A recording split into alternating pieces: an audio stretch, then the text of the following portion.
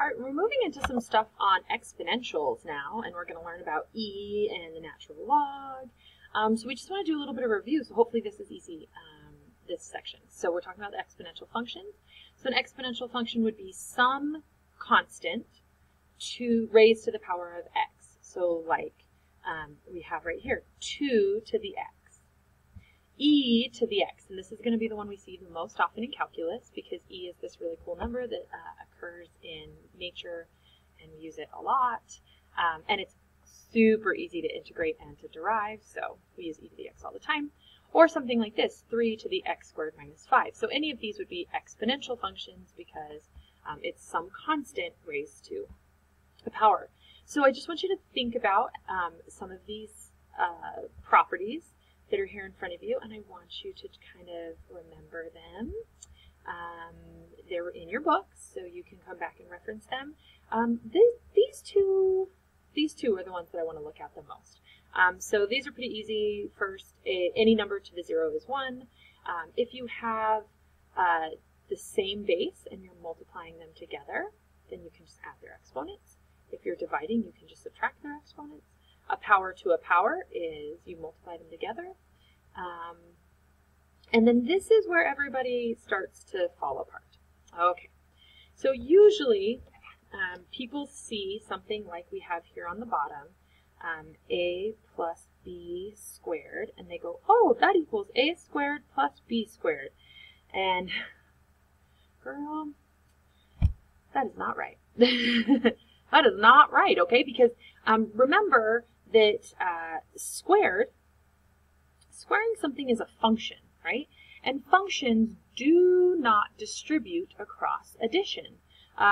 Just like the square root of 25 plus 16 does not equal the square root of 25 plus the square root of 16, because functions do not distribute across addition, okay? So squaring is a function.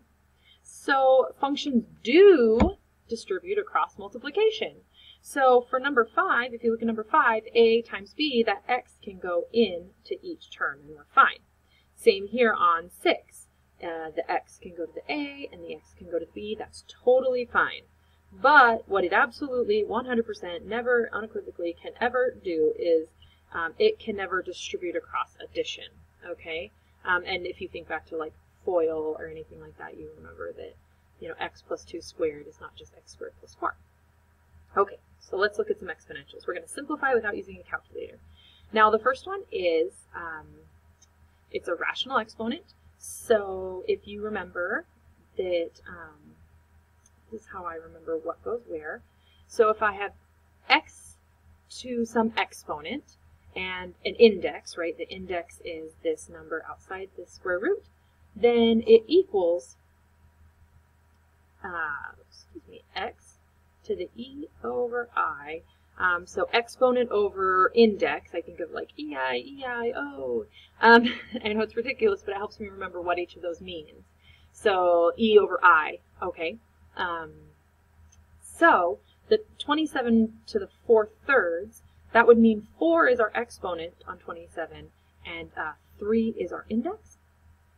So 3 is our index, and this is 27 to the 4th. And you're like, but I don't know how to do 27 to the 4th. Well, guess what? This is also the cube root of 27 to the 4th, because it can be written either way. And we do know how to do that. The cube root of 27 is 3. And then we have 3 to the 4th, which we could just leave it like that or write it as, I guess we could write 81. So there you go. The next one, at first you're like, oh, common denominator, blah, blah, but then you notice that it has a 0 as an exponent, and anything to the 0 is 1. So you're done with that one. The next one, we see that it has a common base. Now, don't get hung up on e, because you're like, oh, I don't know what to do with e. E is just a number. It's like pi. It's an irrational number, and it's equal to about 2.7.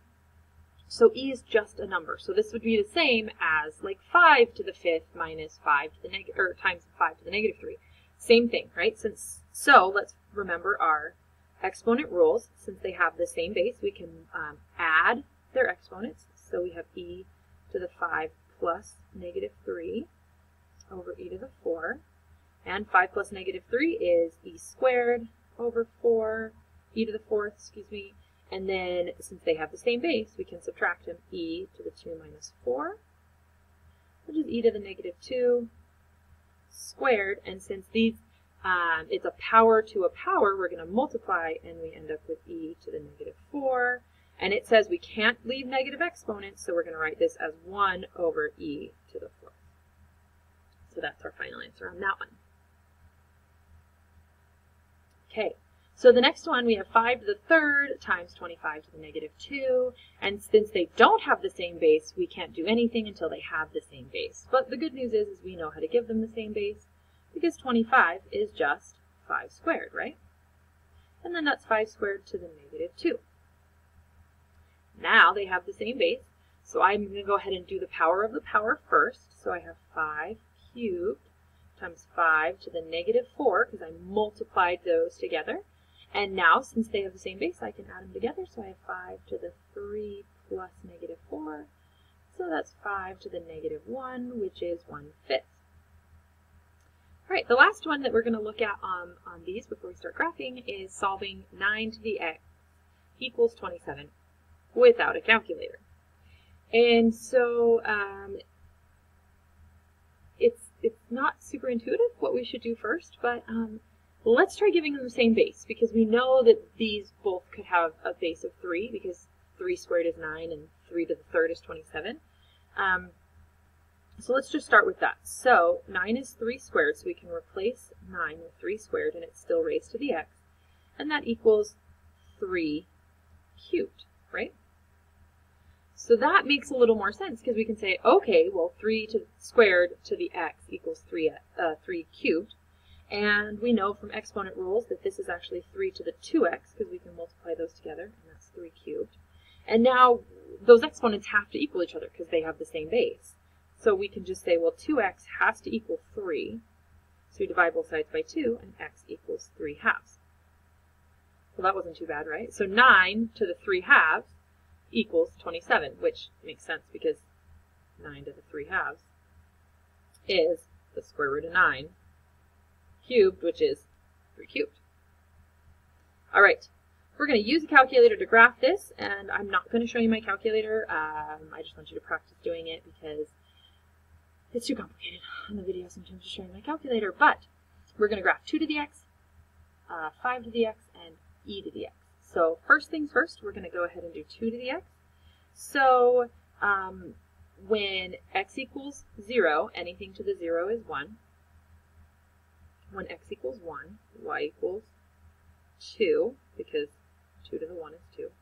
And then it slowly comes down here and ends up with an asymptote, because what you know is that it doesn't matter what number I put in there, I can never get a negative value out, right?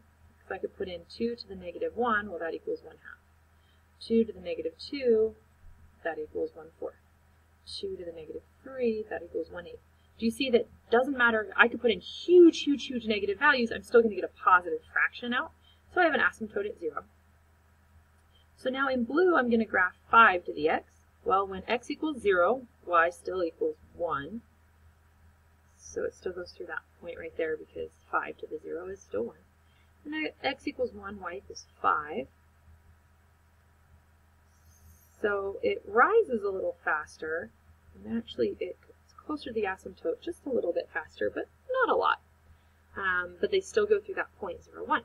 All right, now y equals e to the x. Now remember, e is just an irrational number. You can put e in your calculator and just push enter, and it'll tell you like to, I don't know, 11 decimal places, but it's 2.7-ish, 2.714, I think. So let's graph that in purple. So when x equals 0, y equals 1. When x equals 1, y equals about 2.7, which is right about here. So that is e to the x, and it goes right about there. So you can see exponential functions, they have kind of a pattern, right? They have a horizontal asymptote as x approaches negative infinity.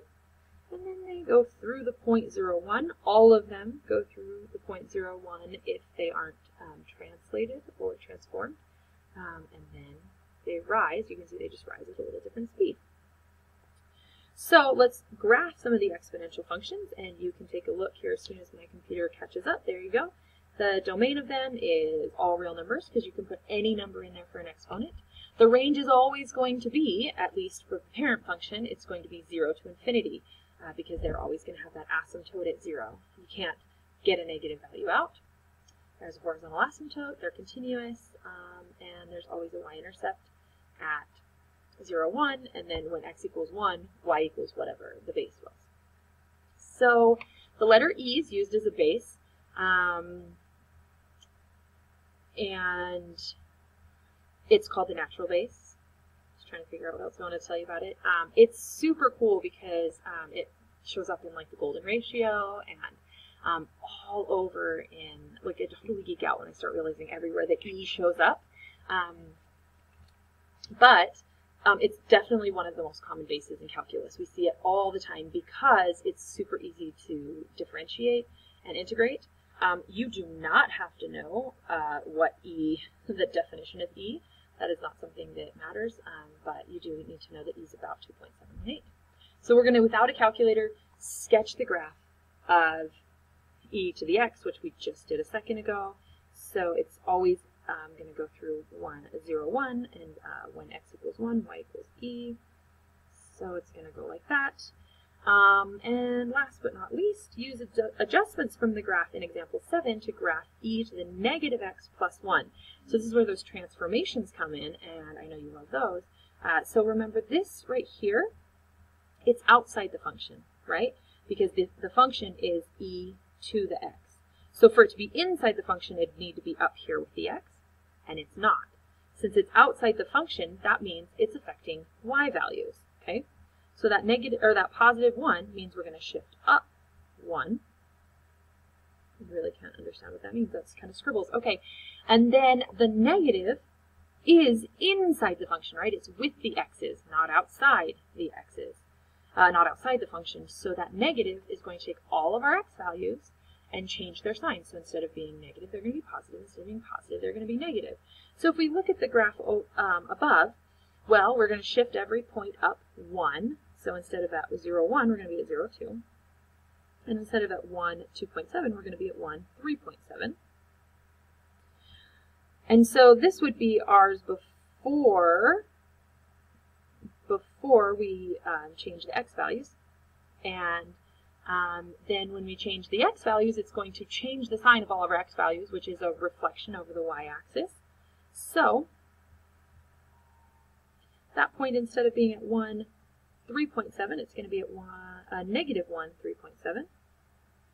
And our graph is going to come like this, and we're going to have a horizontal asymptote at 1 because it shifted our entire function up, which also shifted up our horizontal asymptote. So, write an equation for the graph's asymptote. Y equals 1. Probably can't see that, it's behind my head. Y equals 1 because we shifted our asymptote from y equals 0 to y equals 1. That's it. That's the whole thing. It's less than 15 minutes. You're welcome.